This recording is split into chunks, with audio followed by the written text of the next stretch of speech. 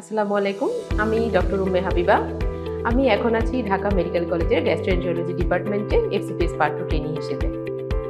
এবার জানুয়ারিতে mid term পাশ করেছি আমি। এই পাশ করার পেছনে সবার আগে শুকরিয়া আদায় করি মহান রব্বুল আলামিন আল্লাহ তাআলার, এবং তারপরে আমি এই ক্রেডিটটা দিতে চাই আমার পরিবার এবং জেনেসিস পরিবার, এই দুইটা পরিবার।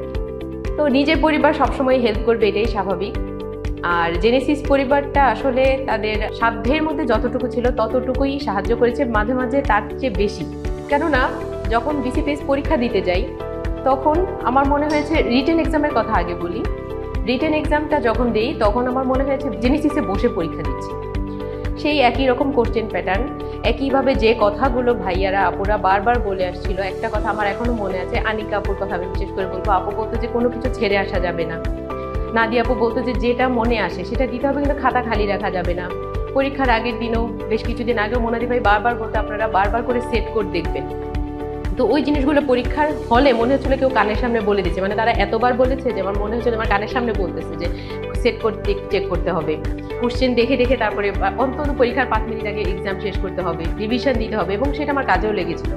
আমার এখনও মনে আছে সেট 3-তে সি নাম্বার কোশ্চেন আমি আনসার করিনি, মানে ওটা একটু কম পারতাম বলে পরেরগুলো অ্যান্সার করে চলে এসেছিলাম। তো শেষের দিকে যখন ওই 5 মিনিটের মধ্যে আমি যখন রিভিশন দিই তখন আমার মনে হলো যে এখানে সি কোথায়, সেট 3 এর সি অ্যান্সারটা কোথায়, তখন আমি খুঁজে বের করে ওটা দিলাম। আর তখন মানে মনে মনে জেনেসিসকে থ্যাঙ্কস দিচ্ছিলাম। একইভাবে যখন অস্পি এক্সাম হলো তখনও পরীক্ষার 2 দিন আগে আমাদের যে অস্পি যেই মক টেস্টটা হয়, সেই মক টেস্টে আমাদের 2টা স্টেশন ছিল, ডায়রিয়া রিলেটেড আর হলো syncope related, history taking and counselling. এই স্টেশন 2টা আমাদের মক টেস্টেই ছিল।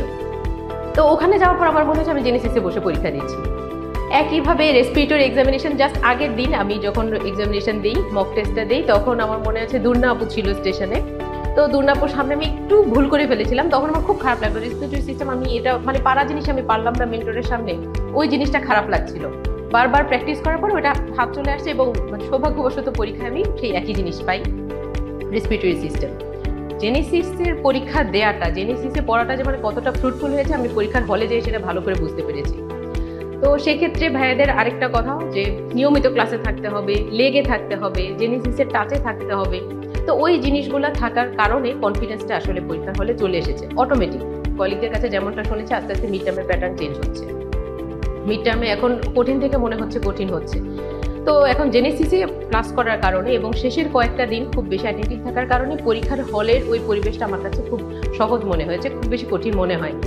অস্পি আর বাকি যে জিনিসগুলো আছে সেগুলো মানে আনুষঙ্গিক যে জিনিসগুলো আছে, যেগুলো কোন ইনস্ট্রুমেন্ট নিয়ে যেতে হবে, কিভাবে কি করতে হবে, সবকিছু জেনেসিস খুব সুন্দর করে গুছিয়ে দেয়। জাস্ট একটা গোছানো একটা পরীক্ষা হয়েছে। আর এই সবকিছুর জন্য জেনেসিসকে অসংখ্য ধন্যবাদ।